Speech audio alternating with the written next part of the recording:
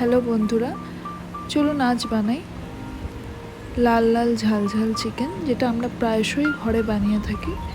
এটা ভাতের সাথে, রুটির সাথে, পরোটার সাথে, অবশ্যই লুচির সাথেও অবশ্যই ভালো লাগে। তো আমি চিকেনটাকে ধুয়ে নিয়ে চলে এসেছি। এর মধ্যে হলুদ গুঁড়ো, লঙ্কার গুঁড়ো, জিরের গুঁড়ো আর নুন আর অল্প একটু সর্ষের তেল দিয়ে মাখিয়ে আধ ঘন্টার জন্য আমি রেখে দিয়েছি।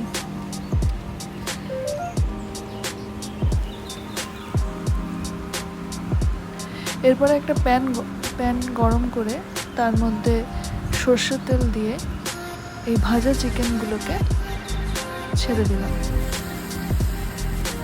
এই রান্নাটার মেন বিশেষত্বটাই হলো যে চিকেনটাকে ভাজা হয় এবং চিকেনটাকে ভাজলে চিকেনের স্বাদ আরেকটু বেড়ে যায়।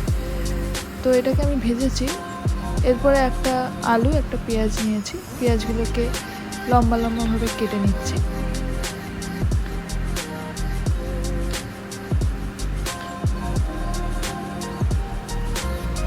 এরপরে মাংসগুলো ভাজা হয়ে গেছে, মাংসগুলোকে তুলে নিলাম। এটাতে মাংসটা 20% মতো সেদ্ধ হয়েছে। তারপরে ওই কড়াইতেই অল্প একটু সর্ষের তেল গরম করে তার মধ্যে আলুগুলোকে দিয়ে দিলাম ভাজতে। আলুগুলো হালকা করে লাল লাল করে ভাজা হয়ে গেছে। এরপরে কড়াইতে ওই তেলের মধ্যে ফোড়ন দিলাম, জিরে ফোড়ন। এরপরে কড়াইতে জিরে ফোড়ন দিয়ে তার মধ্যে একটা বড় এলাচকে দিয়ে দিলাম আর অল্প চিনি দিলাম।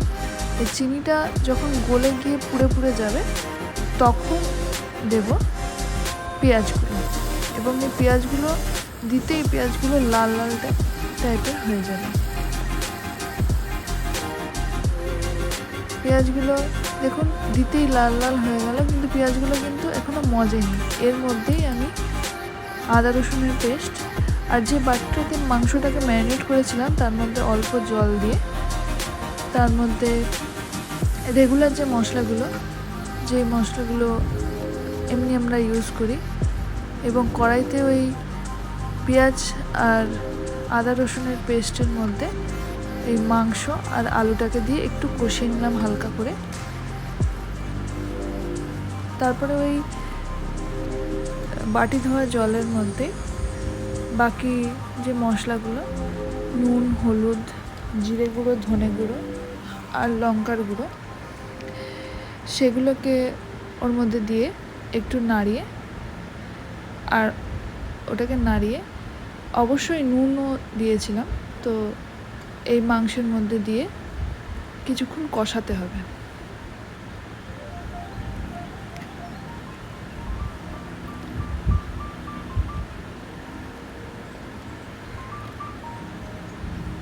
মাংসের মধ্যে নিজে থেকেই তেলটা উপর দিকে উঠে এসছে, এবং মাংসটা যেহেতু প্রথমেই হালকা কুক করা ছিল ওই জন্য বেশি টাইমও লাগবে না আশা করি।